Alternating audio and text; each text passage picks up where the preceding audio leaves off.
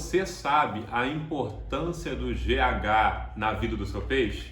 Não? Meu nome é Richard de Abreu e hoje eu vou te explicar aqui no canal Deciclídeos.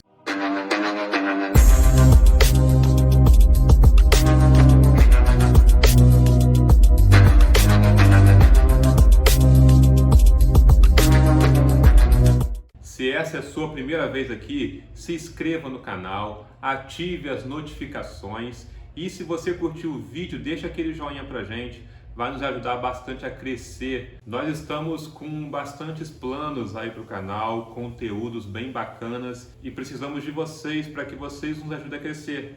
Então compartilhe também nos grupos de aquarismo que vocês têm.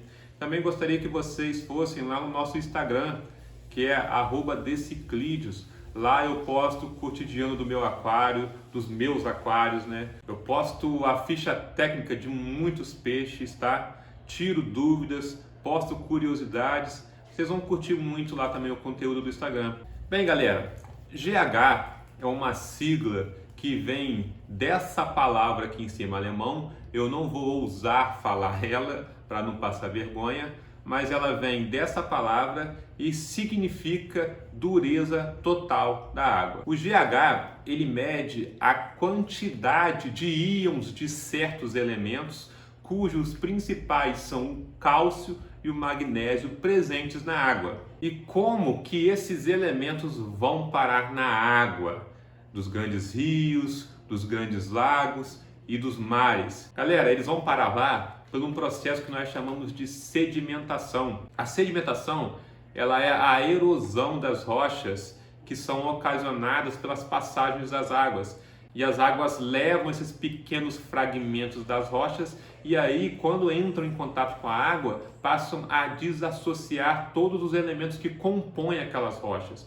Então, quando a água passa, por exemplo, uma rocha calcária, ela leva consigo carbonatos de cálcio, que se desassociam em carbonatos e em cálcio. O carbonato acaba elevando o pH dessa água e o cálcio, que é um dos principais elementos do GH, eleva também o GH.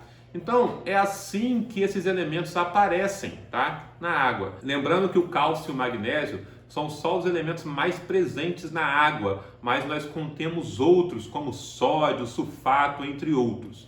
Tá bom, galera? Mas os principais, o que nós devemos focar aqui no vídeo de GH são esses dois, cálcio e magnésio. E fica a pergunta, qual é a importância do GH na vida dos peixes?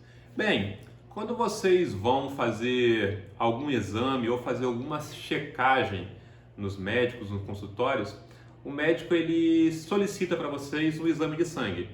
Você vai lá, é retirado o seu sangue e depois passa para você o resultado do seu exame. E aí o laboratório, ele te entrega o seu exame que contém uma lista da quantidade que há no seu organismo de vários elementos.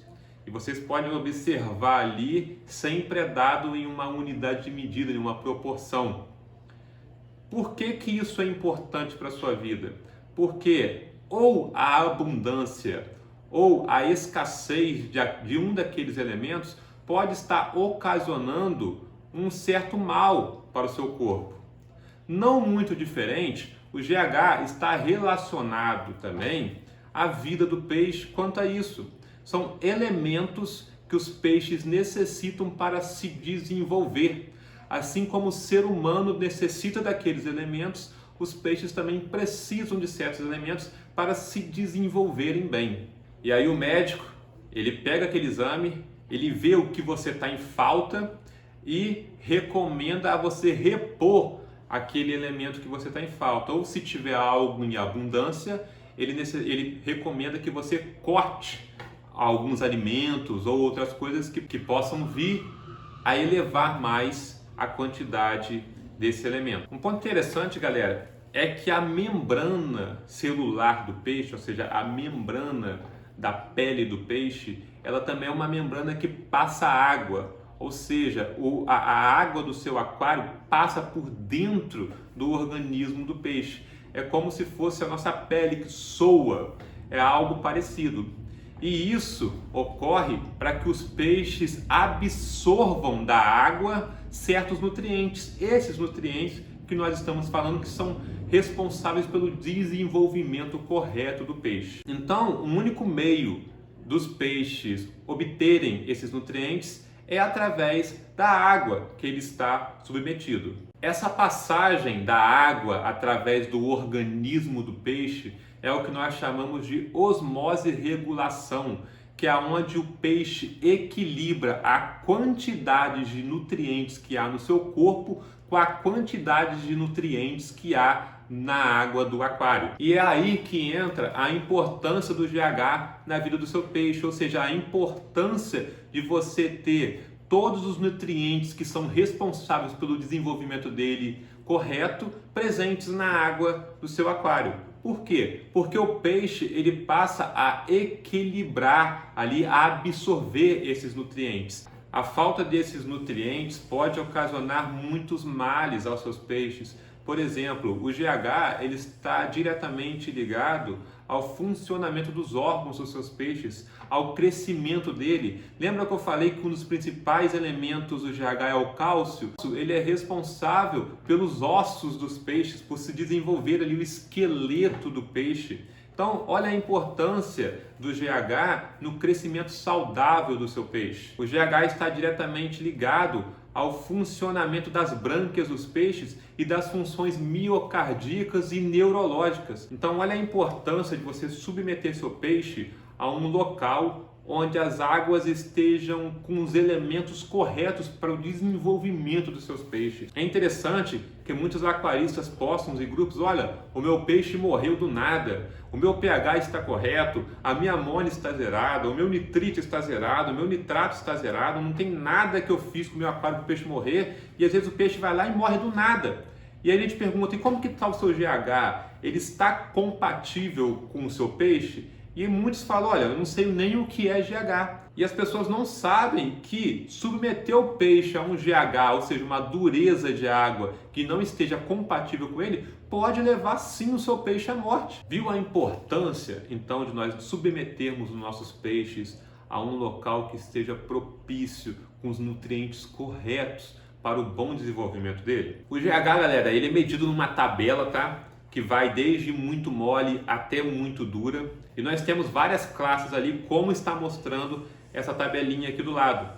Então, se vocês observarem ali e ir na ficha técnica do seu peixe, vai mostrar para vocês em qual água o seu peixe vive. Se ele vive numa água muito mole. Exemplos: neão, discos, peixes amazônicos costumam viver em águas muito moles ou moles. Ou seja, em águas em que há pouca concentração desses elementos.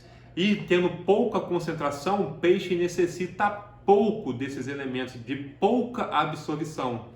E aí, o que acontece se você colocar um peixe desse em uma água dura? Lembra que eu falei para vocês que o peixe equilibra os nutrientes que há na água com o corpo dele? Se ele precisa de pouca absorção desses elementos e você coloca ele numa água dura, ele vai equilibrar, ou seja, ele vai absorver mais nutrientes do que precisam. E eu falei para vocês que o excesso desses nutrientes pode levar sim o seu peixe também a um mau desenvolvimento. Ao contrário, se você submeter um peixe, por exemplo, do lago Tanganica, onde ele vive um GH mais elevado, a uma água mole, ele vai estar submetido à escassez dos nutrientes que ele necessita para se desenvolver bem. Então, é de suma importância nós observarmos esses níveis, observarmos em qual nível de GH que o peixe vive, para que eles possam se desenvolver corretamente. E aí talvez você pode estar se perguntando: tá, Richard, eu entendi o que é o GH, eu entendi a importância dele para a vida do meu peixe. Porém, como que eu faço para elevar o meu GH se minha água aqui chega muito mole e meus peixes vivem, por exemplo, numa faixa de água dura? Como que eu faço para elevar esse GH? Nós temos alguns meios e eu vou citá-los aqui para você. Você pode usar, por exemplo, algumas rochas, como a aragonita, a calcita e a dolomita. O que eu gosto de falar com as pessoas sobre isso para elevar GH? A calcita e a aragonita, ela é o carbonato de cálcio, ou seja, elas só liberam cálcio na água para elevar GH. Elas não liberam magnésio. diferente da dolomita. A dolomita é carbonato de cálcio e magnésio. Então ela vai liberar ali um íon de cálcio e um íon de magnésio, de acordo com que ela for liberando as suas propriedades. Por que isso é interessante? Que se você for usar somente a aragonita ou a calcita para elevar seu GH, você vai submeter o seu peixe a uma escassez, a uma falta de magnésio. Então não é legal você usar a aragonita e a calcita para elevar GH. Se você for usar a dolomita, já é mais interessante que você vai elevar o GH tanto em cálcio, tanto em magnésio. E aí você vai se perguntar, peraí, Richard, eu uso coral morto e eu aprendi que coral morto é aragonita. E quando eu faço lá no marinho o teste de magnésio, está presente magnésio, da onde que ele vem então? Galera, o coral morto, ele não é composto somente de aragonita, tá? Na verdade, o coral morto, ele está relacionado, e tem até esse nome porque ele é o esqueleto do coral, ou seja, os ossos do coral. E os ossos do coral, se você for pesquisar na internet, ele é composto por cálcio e magnésio. Lógico, numa quantidade bem maior de cálcio, mas também possui magnésio. E aí ele é também misturado, né, ali junto com aragonitas. Você pode perceber ali várias conchas, né, no meio dos corais mortos. Então por isso que quando você faz o teste de magnésio lá no seu marinho, aparece. Lógico que em proporções menores, mas aparece lá uma certa quantidade de magnésio na sua água, que também é um outro meio de você elevar o seu GH com os corais mortos. Eu não indico usar, por quê? Porque você não consegue controlar a quantidade de cada elemento que está entrando. Você não consegue controlar a quantidade de cálcio e magnésio e nem corrigir o seu GH de imediato, porque você depende que aquela rocha ali esteja liberando os seus elementos. Porém, não posso negar que é um meio de você elevar seu GH. Só não se esquece porque você vai elevar também seu KH, porque ela libera também carbonatos. Tá bom, galera? Outro meio de você levar GH, existem muitos buffers no mercado, né? Como de costume, como a gente já vinha falando em pH, em KH, também há muitos buffers que elevam o GH. Eu não gosto muito desses buffers, por quê? Porque eles escondem, eles não mostram a proporção que tem de cada elemento. Então a gente não sabe quanto de cálcio está entrando na água e quanto de magnésio está entrando. Eles escondem essa informação. Então, se a gente não sabe a composição desses buffers, eu prefiro não me arriscar e não usar. Porém, não condeno ninguém que use, tá, galera? Acredito que tenha muitos buffers bons no mercado, mas eu prefiro não usar. Eu prefiro usar um método mais barato, como eu já falo para vocês aqui. Eu uso os produtos separados, eu uso cloreto de magnésio e cloreto de cálcio. O cloreto de magnésio e o cloreto de cálcio, por eles serem cloretos, eles não elevam o pH e o KH. Isso, para elevar o pH e o KH, eu já falei para vocês que eu uso bicarbonato de sódio. Porém, com esses eu elevo o meu GH e eu elevo a quantidade correta que há no lago. Por exemplo, no Lago Malawi, você vai lá, pega a quantidade que contém no Lago Malawi de magnésio e de cálcio e você consegue proporcionar para os seus peixes uma água semelhante que há no lago. Assim como um Tanganica, tá bom, galera? Então, você pode utilizar dessa forma esses produtos e são produtos mais baratos, mais acessíveis do que certos buffers. Richard, como que eu sei as proporções desses elementos na água? Eu vou deixar 2 sites aqui para vocês. Geralmente, quem se preocupa mais com o GH é a galera dos africanos, então vou deixar 2 sites aqui para você. Um é o Malawi SI e o outro é o Tanganica SI. Vou deixar aqui também na descrição do vídeo. Você entra nesse site, procura lá o menu sobre a água dos lagos e na água você vai ter todo um detalhamento sobre como é a água desses 2 grandes lagos africanos. Então, galera, com isso nós conseguimos elevar o nosso GH. E aí fica a pergunta, peraí, como então que eu consigo diminuir o meu GH?